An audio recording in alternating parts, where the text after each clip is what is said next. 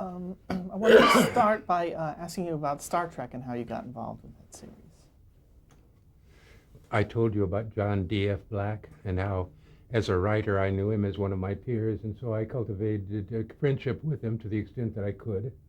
I actually went to his house and met his children, saw his workroom, got to be friends with his secretary, and then he remarkably got hired to be the associate producer on Star Trek by Gene Roddenberry, to be sort of an assistant to him.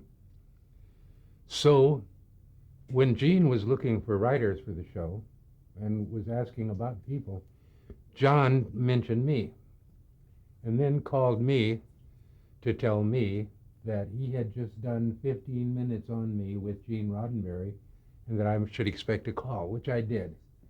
And I was invited to come to a screening of, I think, Where No Man Has Gone Before. And Okay, we're back. You were telling me that you were invited to attend a screening when you were invited to start writing Star Trek. well, the thing about it was, this happened to me often, not too often, but often enough that I was accustomed to the idea of mostly looking around the damn place to see, did I know anybody here? And from the Writers Guild, I saw a lot of people I knew, including Oliver Crawford, who wrote an episode for the show, and a number of other people. And now I'm watching this show with these people, and I'm the guy who's the expert on science fiction, and I'm listening to these people around me who are reacting to what we just screened, and I'm socializing with people who already have written it off, the guy with the long ears and all that, and other people trying to talk science fiction. This is heavy-duty science fiction. It's got to have science fiction themes, Isaac Asimov, and they start talking that. And I'm sort of bemused by it. No story occurs to my mind, really. Although because I had succeeded with the Twilight Zone, with the shape changer, all of us are dying, I thought the idea of a shape changer, someone who could become someone else, would be a viable idea. So that was cooking in the back of my mind while I was watching the screening and listening to people talk. Can you tell me what it was that you were watching, what that show was? I think it was Where No Man Has Gone Before, or it could have been that other one. See, because I remember seeing both of them, one in which Captain April has, or the guy has these eyes of aluminum or something, which makes him into a god. Wonderful visual effect. They had to wear aluminum contacts of some kind while they shot the show, and that was one of the pilots. Then there was the other story, The Menagerie. There was one that starred Captain Kirk as the hero, and that was the one they were showing to us. So I must have seen these others out of that order. But anyway, when I saw the one that starred Captain Kirk and his best friend, I think it was, something, I grokked, to use a Heinleinian word, what was going on. So when my agent said, I'll try and set up an appointment with Gene, because he does want to talk to you, because he's picked you out, he thinks, okay, I'll do it. And then they set up the appointment. And I went in to talk to Gene Roddenberry in a story conference in which I had no ideas particularly, neither did he, but in which I was there for the purpose of trying to convince him that I understood what was going on well enough that I could write a show for him.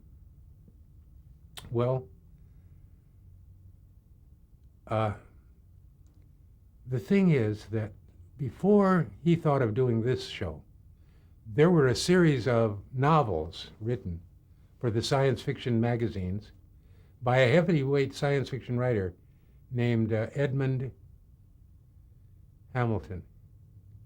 And Edmund Hamilton had written this whole series of stories, and he was sort of regarded as the man who was, everything was, the whole galaxy would burn up if they did not solve the problem. And he did this series of stories called Captain Future. Now, there was Captain Future, who owned the spacecraft. There was the Brain, a man named Simon Lash, I think, who was really been resurrected from a terrible accident. All they saved was his brain, and they put it in this thing with amniotic fluid inside, and the brain was in there, and there was a vocoder voice, and Captain Future could talk to the brain, which literally wrote on the dashboard of the vehicle. And then there was Ortho and Crag. Ortho was a android and had been grown in a tank, a synthetic man. Crag was a robot and had been built out of gears and things. And these two people and the brain and Captain Future faced space pirates, trouble on Ganymede, invasions from the other dimension. And the galaxy was at stake, and only you, Dick Daring, can save us all. And there was Captain Future. And in order to simplify my thinking about Star Trek, I had turned it mentally into Captain Future, with Uhura playing this role, George Takei playing this role, and all these people. And they're all these basic characters where Mr. Spock is Simon Lash, the brain, and Captain Kirk is Captain Future, and we're all these various parts. And I could see where Roddenberry was trying to make it a naval thing, hailing, frequencies are open, aye, sir, that sort of stuff. And I had sort of caught the essence of it all. And so I was trying to convince him. I was very familiar with this kind of a story because I'd read tons of these novels by Edmund Hamilton about this wonderful character, Captain Future. Now, on the one hand, I'm sure this disturbed him to be told he was stealing something from a pulp magazine by a well-known guy. On the other hand, it was rather punkish of me to pretend I knew more about his goddamn show than he did, from having seen him use the transporter and this and that. Because in my mind, the transporter would be much better used like a telephone booth, where if I wanted to go to Chicago, I could step into a local booth. I could dial it up, and when the circuits were cleared, and I'd appear in a booth in Duluth or someplace. And then I could go my merry way, and I could return and come and go. Why not? I had already been dreaming of trying to do this story for a Twilight Zone story about the idea of using what became the transporter. But nobody explained how it works. You just step into it and things shimmer, and then people reappear, and it's a perfect little device, and yet it's not a to-be explained thing. So I was trying to do that in a Twilight Zones earlier on. So I was bored and cynical and blasé about this new thing with Star Trek and Twilight Zone. And it's also, Gene Roddenberry had a concept. He expressed it in his writings, in the Bible. His subordinates expressed it, was the use of Mr. Spock. I was already offended because there was a well-known doctor who actually ran for presidency of the United States named Dr. Spock. And for this to be Mr. Spock seemed to me like, whoa, you're like stealing somebody else's identity almost and corrupting it. But I sort of went along with it because what can I do? And then his concept of Mr. Spock was he was satanic. He had a tail. He was irresistible to women. The Earth women just, they turned to melted to butter, and they were his the minute they saw him because of this devilish thing he exuded, which he was unaware of. In his punctilial politeness, he was forever turning people down, who were like almost propositioning him because of his magnificence, which is pretty much the way this fellow had written it. And originally, he was to be a bright red, to be colored a bright red, like a demon. He was supposed to be like a Martian. If you found a Martian, what would a Martian be like? Might have a red skin. He might have pointy ears. And this was Gene Roddenberry's idea? This was Gene Roddenberry's first incarnation while he's still inventing and redesigning and trying to shape this thing, which will become Star Trek. But it will not become Star Trek unless a lot of very inventive writers add the other missing elements from this skeleton, which is in this pilot. But when they do that, then we will see deep space in all of its enormity. Had you seen Spock in the pilot? Was he in the pilot? Yeah. I knew what I was dealing with here. Mm-hmm. And I knew what the damned storylines basically were. Encounters with alien beings. Other planets. But only a little later was I cautioned, we can't afford to rebuild other planets. We got to do a lot of the stories aboard the ship. How did you know about his original idea for Spock? The devil idea? Was that told you? Because it was written down. Okay. All of this was part of the presentations that they had really tried to sell, and a lot of it from Herb Solow, who told me about what was going on and how the sale had been made, and how Roddenberry had come to him as a journeyman writer with an award behind him from the Writers Guild for a episode of Have Gun Will Travel, and now he did a show called The Lieutenant, and he showed he could be a capable executive, and so now he's aligned with him. Herb Solow is with Roddenberry to go face NBC, the brass, and to find out if they'll get a go-ahead. And Grant Tinker doesn't want to give him the go-ahead, but Solow is adamant he's not even going to leave the office till he gets a decision, and he'll have the same lunch that Grant Tinker is having if they're going to have lunch. But meanwhile, he's just stuck here. And if they don't want to talk to him, that's okay. He'll wait until they do want to talk to him. But he wants an answer right away. And he's got Roddenberry with him, and they sit there until finally he gets his go-ahead on making a pilot. Because they were willing to rewrite the writing of another script to explore it more, but he wanted some money to make a pilot. So they made the first pilot. And then they had to make a second pilot. So this story had a bad history of almost happening and then not quite happening, and network interference and airbrushing out the ears on Mr. Spock so that we won't have to try and sell the people on the fact that we're doing a damn show about an alien being, because the world isn't ready for all of that. And my God Almighty.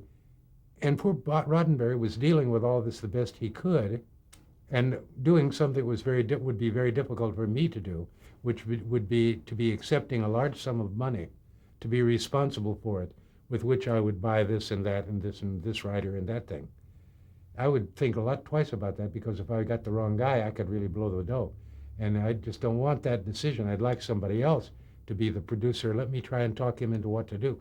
But in the meanwhile, let him use his best judgment as how to spend the money, because that's my nature. How would you describe? Could you describe Gene Roddenberry for me, personally and professionally? Well, let me try a view of him that I got one day. Gene Roddenberry was a member of the Writers Guild of America. And the Writers Guild was facing a strike, an upcoming strike.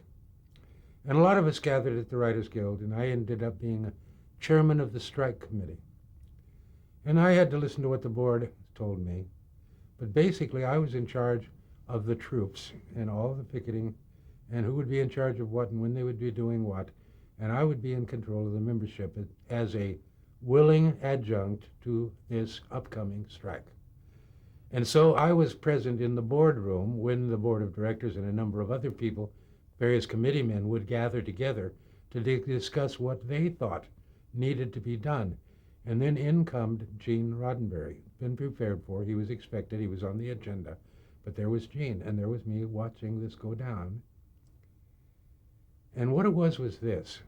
Roddenberry had once been a policeman. He'd worked for the LAPD, I think in the Breckenridge, Hollandale, someplace nearby. He had been here.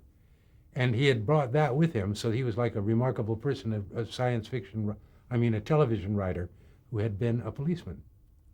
So now, as a policeman, he was advising this boardroom that those people out there that didn't want to pay the money to us and give us the rights and the residuals and all that stuff, they had the technology, they had the equipment, they had the will, and all that was required, and that we were real fools to think that sitting in this boardroom with the Writers Guild of America discussing our strategy for how we were going to deal with the studios was secret stuff.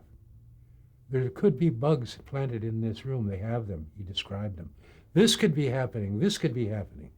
He's describing this stuff. He's saying they probably would do this. And if then you really ought to, your security and this and that. If you're going to have a real strike here, if you're going to, things of substance under the... Now, I'm listening to it, all of it, and I'm watching him. Now, it just happened to be that start of the period of time when a lot of the diehard people who did not want to be identified with this hippie thing were starting to let their hair grow. Finding a person with a close-cropped hair anymore was getting hard to find.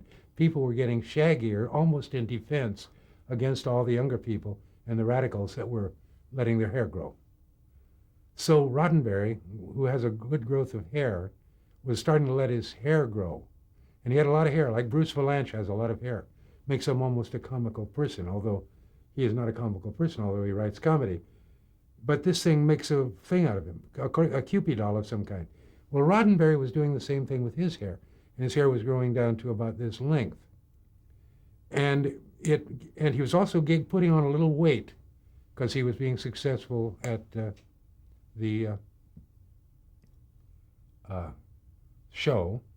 And he was also aware that instead of being at my job, which was to rewrite a script for him, that I was spending an awful lot of time at the Writers Guild preparing for this strike and not doing the script for Roddenberry, the producer, but also Roddenberry, the writer, was attending the Writers Guild meetings to find out what they were doing and to jolt them forward because he was on the writer's side and he was trying to protect the writers.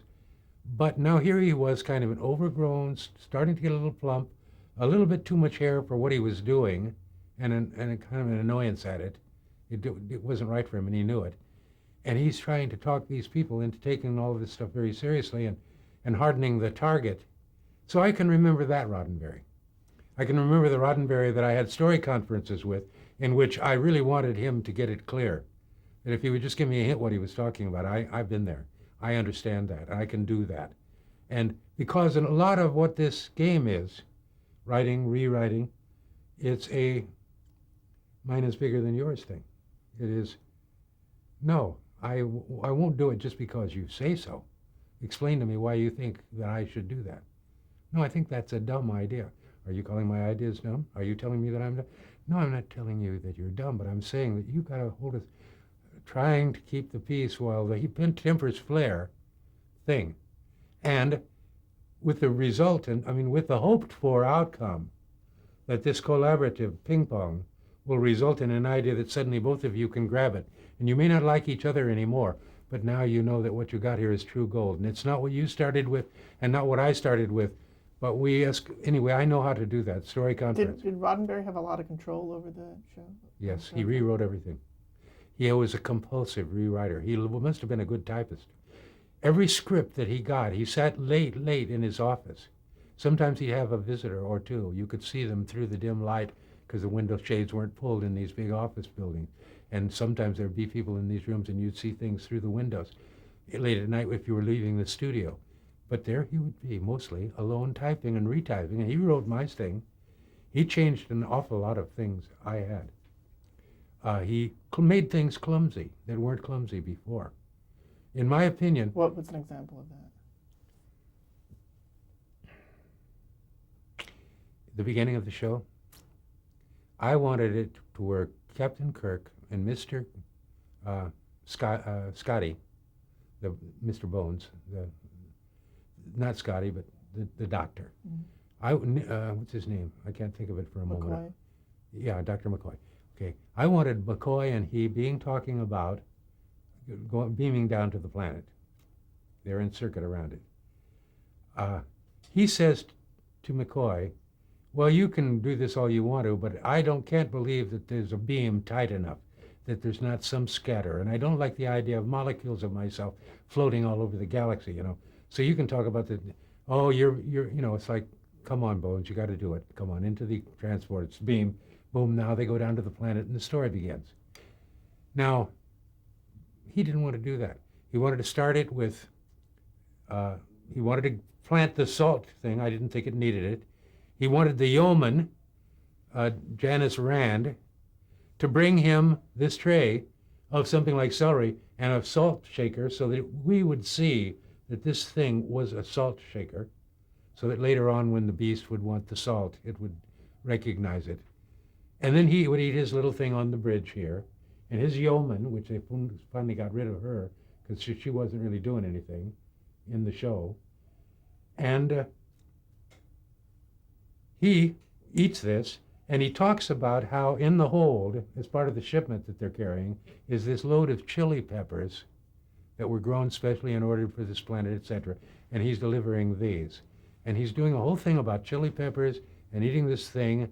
And that's a little scene that Roddenberry wrote before we see him make the decision and leave to go with Dr. McCoy to beam down to the planet where they will do a physical exam on this Dr. Crater, and they will come to discover that the last of her kind, Nancy, the salt vampire, is out there.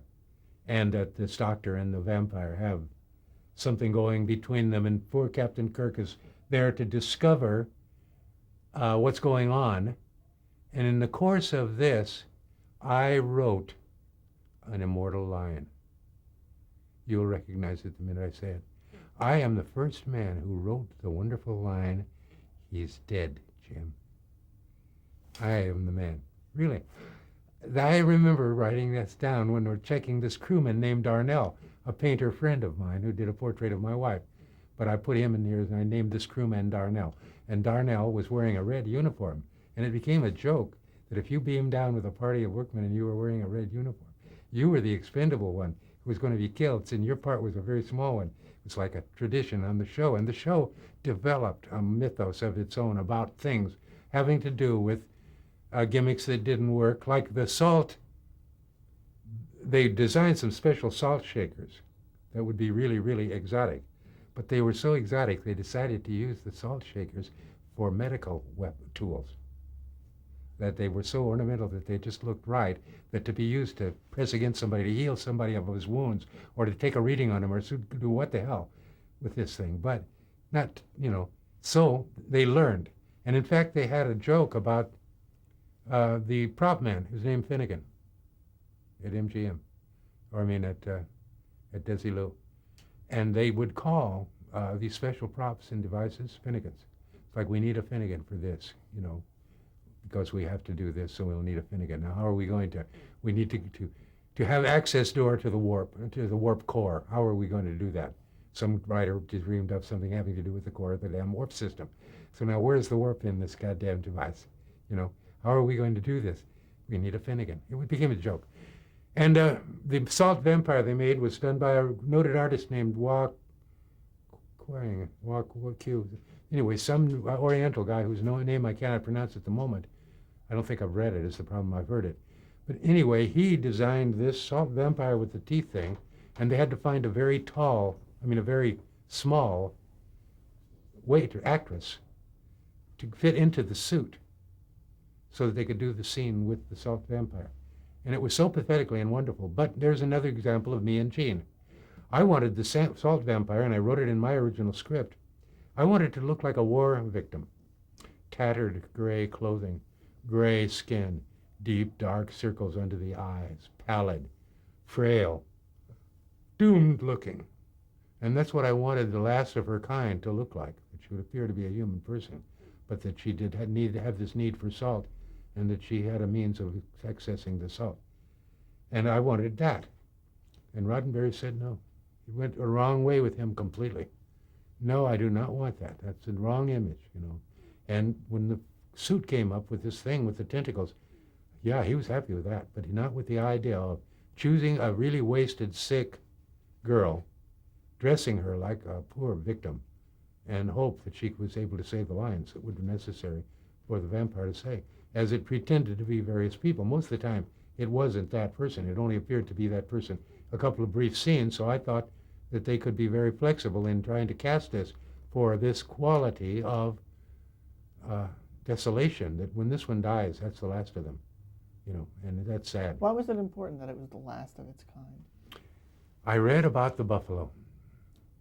Did you know that these buffaloes congregate into herds? Now, there's no limit to the size a herd can grow, but a herd is ruled by one bull. And all the other male bulls, they knuckle under. And they act like geldings. They want nothing to do with anything, because the herd is controlled by this one guy who will come and wreak vengeance on you if you screw up. But the herds grew bigger and bigger and bigger. And at one time, it was recorded that there was one herd of buffalo that covered, or that extended into 8 states in the western regions. That these buffalo, that seemed to be all separate herds of buffalo, were in fact one herd. How did the leader, who was in Kansas, talk to the one in the Dakotas, or whatever these states were? I don't know. But I read this number, and I thought that was a staggering amount of buffalo, that they literally covered all of these states. They were all there, and that people would ride in trains and shoot them because they would cover the damn grass range, and the entire Midwest was one huge grazing stable for them, known as the prairie. And it was like lichen or something. It was this turf, but it's not like grass. And if you could run barefoot in it and not get scuffed up, if there were no cactus. There was nothing about the turf itself that was harmful to your feet. I grew up on the prairie, and I know that prairie. And it looks miserable. It looks almost like a desert. but it's not a desert yet. It's still the prairie. So the wiping out of the buffalo is sort of what. So led when to I your- saw that, and then it got to the point where they thought there may be only 50 of them alive in Wyoming and Montana in some special precincts that they'd set aside for them. And I was thinking about, what a sad thing, you know. And I can get very sad about a thing like that. I'm working on a story idea I've been trying to tell people about to get their response to it, and I know I can make them cry with it because it can make me cry. And it has to do with this old growth forest, the tall trees, the old trees that are in these forests. Well, I read that up in Oregon, the snow began to fall, and it fell so long and so much that it covered up all the smaller trees, and before long was covering the larger trees.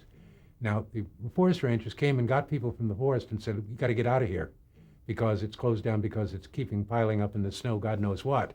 But this one guy decided he would stay there, and he's entitled to if he wants to, and he got out of it, and it would come down his smokestack and finally covered his smokestack to where he would have to in the morning climb up and clear the smokestack to be able to open it up so he could light a fire and get the smoke out of his house because it was so thick and his cabin was well under the snow. And then he said it started to happen. In the middle of the night, it would be like incoming artillery fire. And you hear this one big branch up there crack, bang, the weight of the snow on it, the pressure of it, and it would bust. And all night long were these, all through here. And when they woke up and then when the snow receded, they found the younger saplings and the middle-sized trees had survived it, even though they were totally encased in snow. But that the really, really tall babies up there were all broken and all mangled and all of that. And this guy was just talking about this, and suddenly it came into focus in my brain, and I knew that was a killer story. Because what would these middle-sized trees think now? They've been protected. They've been taught how to grow old. Now they're going to have to face the next winter without the giants, you know. And I'm thinking of all of this from the anthropomorphic view of a forest that understands a hierarchy and recognizes the tragedy of this situation and the fear that is blowing through them.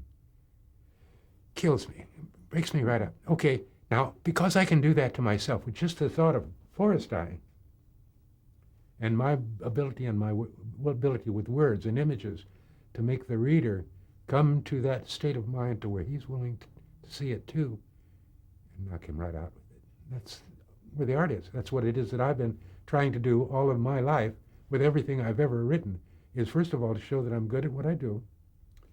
I don't know, I don't think I'm better than you are, you know. I have grandiose ideas of who I am and what I'm here for. And it's not just this, I mean, I'm at the beginning of it. There's years to come if I play my cards right. And I've got a hand in the game, and I can get people to return my calls. And I have grand ideas, and I have access to old friends. We're going to cut there. Change tape. Okay, very